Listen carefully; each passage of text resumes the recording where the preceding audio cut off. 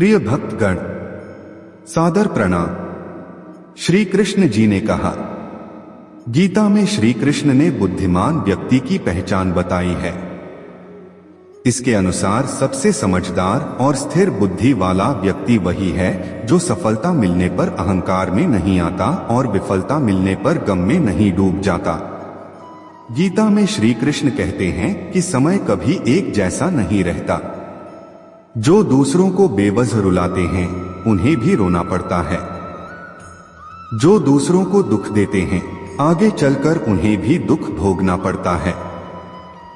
श्री कृष्ण कहते हैं कि केवल डरपोक और कमजोर ही चीजों को भाग्य पर छोड़ते हैं, लेकिन जो मजबूत और खुद पर भरोसा करने वाले होते हैं वे कभी भी नियति या भाग्य पर निर्भर नहीं करते। गीता के अनुसार सिर्फ दिखावे के लिए अच्छा मत बनो, वो परमात्मा आपको बाहर से नहीं बल्कि भीतर से भी जानता है। इसलिए कोई भी बदलाव पूरी तरह से स्वयं के लिए होना चाहिए। आप खुश हैं या दुखी, यह दोनों आपके विचारों पर निर्भर है। अगर आप प्रसन्न रहना चाहते हैं तो आप हर हाल में प्रसन्न ही रहेंगे। अगर आप अपने मन में बार बार नकारात्मक विचार लाएंगे तो आप दुखी ही होंगे। विचार ही हर व्यक्ति का शत्रु और मित्र होता है। श्री कृष्ण कहते हैं, किसी के साथ चलने से ना तो कोई खुशी मिलती है और ना ही लक्ष्य। इसलिए मनुष्य को सदैव अपने कर्मों पर विश्वास करते हुए अकेले चलते रहना चाहिए। गीता में श्री कृष्ण ने कर्मयोग, भक्ति योग और ज्ञान योग को ही कल्याण का प्रमुख साधन बताया है। कर्म के प्रवाह से संबंध का टूट जाना ही जीवन का लक्ष्य है और यह लक्ष्य उपर्युक्त तीनों मार्गों से प्राप्त हो सकता है। मिट्टी में मिल जाएगा शरीर। श्री कृष्ण कहते हैं, न यह शरीर तुम्हारा है न तुम इस शरीर के हो। यह शरीर अग्नि, जल, वायु, पृथ्वी और आकाश से बना है और अंत में इसी में मिल जाएगा, परंतु आत्मा स्थिर है। फिर तुम क्या हो? श्री कृष्ण कहते हैं, अगर मेरा भक्त मौन होकर मेरे विश्वास पर सब सुन रहा है तो याद रहे उसके मौन का और उसके विश्वास का जवाब स्वयं मैं देता हूँ। किस्मत का लिखा कोई नहीं छीन सकता। अर्जुन को भगवान कहते हैं कि हे मनुष्य, तुम अपने आप को भगवान को अर्पित कर दो, यह सबसे उत्तम सहारा है। जो इसके सहारे को जानता है वह भय, चिंता और शोक से हमेशा के लिए मुक्त हो जाता है। गीता के अनुसार किस्मत का लिखा आपसे कोई छीन नहीं सकता। अगर ईश्वर पर भरोसा है तो आपको वो सब कुछ मिलेगा जिसके आप हकदार हैं। भविष्य का मजाक मत उड़ाओ। किसी के वर्तमान को देखकर उसके भविष्य का मजाक मत उड़ाओ, क्योंकि समय में इतनी शक्ति है कि वो कोयले को भी धीरे धीरे हीरे में बदल देता है। गीता में श्री कृष्ण कहते हैं कि जो मन को नियंत्रित नहीं करते हैं उनके लिए वह शत्रु के समान कार्य करता है। हमारा कर्म करता है भाग्य निर्धारित। गीता में कहा गया है कि परमात्मा कभी किसी का भाग्य नहीं लिखते हैं। जीवन के हर एक कदम पर हमारी सोच, हमारा व्यवहार और हमारा कर्म ही हमारा भाग्य निर्धारित करते हैं। फल की इच्छा छोड़कर कर्म करने वाला व्यक्ति अपने जीवन को सफल बनाता है।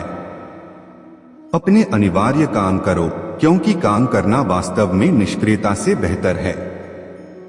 दिव्य धन वाले व्यक्ति में भय का पूर्ण अभाव और सभी के लिए प्रेम की भावना होती है। जो होने वाला है वह होकर ही रहता है और जो नहीं होने वाला है वह कभी नहीं होता। जिसकी बुद्धि में ऐसा संकल्प होता है वह कभी चिंता नहीं करता। किसी और के जीवन की नकल करके पूरी तरह से जीने की तुलना में स्वयं को जानकर अपूर्ण रूप से जीना कहीं अधिक बेहतर है। समय से पहले और भाग्य से अधिक किसी को कुछ प्राप्त नहीं होता। अच्छे काम करने के बावजूद लोग आपके बुरे कामों को ही याद रखेंगे। इसलिए लोग जो कहते हैं उस पर ध्यान न दें, अपना काम करते रहें। जो लोग बुरे कर्म करते हैं, सबसे नीच लोग जो आसुरी प्रवृत्ति के हैं और जिनकी बुद्धि माया द्वारा भस्म हो गई है, वे मेरी पूजा नहीं करते हैं या मुझे प्राप्त करने का प्रयास नहीं करते हैं। ऐसा कुछ भी नहीं है। चेतन या अचेतन, जो मेरे बिना अस्तित्व में हो सकता है। जो लोग इस ज्ञान में विश्वास नहीं करते हैं वे मुझे प्राप्त किए बिना जन्म और मृत्यु के चक्र का पालन करते हैं। जिसने मन को जीत लिया है उसने पहले ही परमात्मा को प्राप्त कर लिया है, क्योंकि उसने शांति प्राप्त कर ली है। ऐसे व्यक्ति के लिए सुख और दुख, ठंड और गर्मी और मान और अपमान एक समान ही हैं। किसी जरूरतमंद व्यक्ति को बिना किसी हिचकिचाहट के जो दान कर्तव्य के रूप में दिया जाता है वह सात्विक माना जाता है। पवित्रता, सरलता, ब्रह्मचर्य और अहिंसा भगवान, ब्राह्मण, गुरु, माता पिता जैसे गुरुओं की पूजा करने के लिए शारीरिक तपस्या है। जो हर जगह मुझे देखता है और मुझ में सब कुछ देखता है उसके लिए मैं कभी अदृश्य नहीं हूँ, नहीं वह मेरे लिए अदृश्य है। अपने आप को जीवन के योग्य बनाना ही सफलता और खुशी का एकमात्र तरीका है। जिस प्रकार मनुष्य पुराने वस्त्रों को त्याग कर नए वस्त्र धारण करता है उसी प्रकार आत्मा पुराने तथा अनुपयोगी शरीरों को त्याग कर नए शरीर को धारण करती है। जो कर्म में अकर्म देखता है और अकर्म में कर्म देखता है वह सब मनुष्यों में ज्ञानी है और सब प्रकार के कर्मों में लीन होकर दिव्य अवस्था में रहता है। गुरु की दीक्षा के बिना प्राणी के सभी कार्य निष्फल हैं। प्रत्येक व्यक्ति अपने कर्म के गुणों का पालन करके पूर्ण बन सकता है। यज्ञ, दान और तपस्या के कर्मों को कभी नहीं छोड़ना चाहिए, उन्हें हमेशा संपन्न किया जाना चाहिए। जो मनुष्य न तो कर्म के फल की इच्छा करता है और न ही कर्म के फल से घृणा करता है वह सन्यासी कहलाता है। जो व्यक्ति अपने कर्मों के परिणाम के प्रति आश्वस्त है और जो अपने कर्तव्य का पालन करता है वही सच्चा योगी है। जब भी और जहां भी अधर्म बढ़ेगा मैं धर्म की स्थापना के लिए अवतार लेता रहूंगा। मैं हर युग में भक्तों को बचाने, दुष्टों को नष्ट करने और धर्म को फिर से स्थापित करने के लिए प्रकट होता हूँ। जो लोग निरंतर भक्ति के साथ मेरी पूजा करते हैं मैं उनकी जरूरतों को पूरा करता हूँ और उनके पास जो कुछ भी है उसकी रक्षा करता हूँ। कमजोरी ईश्वर द्वारा दी जाती है लेकिन मर्यादा मनुष्य के अपने दिमाग से बनाई जाती है। भय होने से भविष्य के दुखों को नहीं रोका जा सकता है। भय केवल आने वाले दुख की कल्पना करना है। क्रोध से भ्रम उत्पन्न होता है, भ्रम से बुद्धि व्यग्र हो जाती है, जब बुद्धि व्यग्र हो जाती है तब तर्क नष्ट हो जाता है, जब तर्क नष्ट होता है तब व्यक्ति का पतन हो जाता है। जिसने जन्म लिया है उसकी मृत्यु निश्चित है और मृत्यु के बाद पुनर्जन्म निश्चित है। दूसरों के साथ वैसा व्यवहार न करें जैसा आप दूसरों के व्यवहार को पसंद नहीं करते हैं। मानव कल्याण भगवद गीता का मुख्य उद्देश्य है, इसलिए मनुष्य को अपने कर्तव्यों का पालन करते हुए मानव कल्याण को प्राथमिकता देनी चाहिए। मनुष्य को जीवन की चुनौतियों से भागना नहीं चाहिए या भाग्य और ईश्वर की इच्छा जैसे बहाने का उपयोग नहीं करना चाहिए।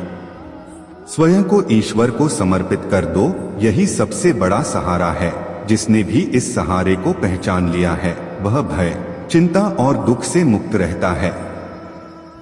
न तो यह शरीर तुम्हारा है और न ही तुम इस शरीर के मालिक हो।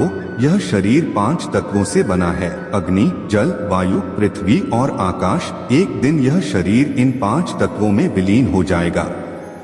कोई भी व्यक्ति जन्म से नहीं बल्कि अपने कर्मों से महान बनता है। तुम व्यर्थ चिंता क्यों करते हो? तुम क्यों डरते हो? तुम्हें कौन मार सकता है? आत्मा कभी जन्म नहीं लेती और न ही कोई इसे मार सकता है। यही जीवन का अंतिम सत्य है। मन, इंद्रियों, श्वास और भावनाओं की गतिविधियों के माध्यम से ईश्वर की शक्ति हमेशा आपके साथ है। वह जो इस ज्ञान में विश्वास नहीं रखता, मुझे बिना जन्म और मृत्यु के चक्र का अनुगम मिलता है। जिन लोगों को इस ज्ञान पर विश्वास नहीं है वे मुझे प्राप्त किए बिना जन्म और मृत्यु के चक्र का पालन करते हैं। बुद्धिमान व्यक्ति को समाज के कल्याण के लिए आसक्ति के बिना काम करना चाहिए।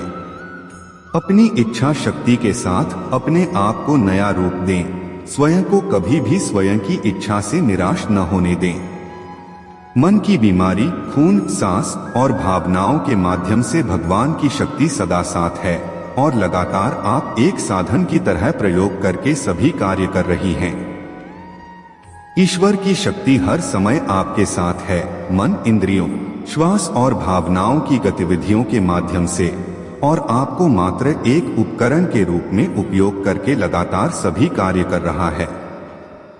उपहार समान रूप से अच्छे और पवित्र विचार हैं जब वह किसी सच्चे व्यक्ति को दिल से सही समय और सही जगह पर दिया जाता है, और जब उपहार देने वाला व्यक्ति दिल से उस उपहार के बदले कुछ पाने की उम्मीद ना हो। एक उपहार तब शुद्ध होता है जब वह दिल से सही व्यक्ति को सही समय पर और सही जगह पर दिया जाता है, और जब हम बदले में कुछ भी उम्मीद नहीं करते हैं।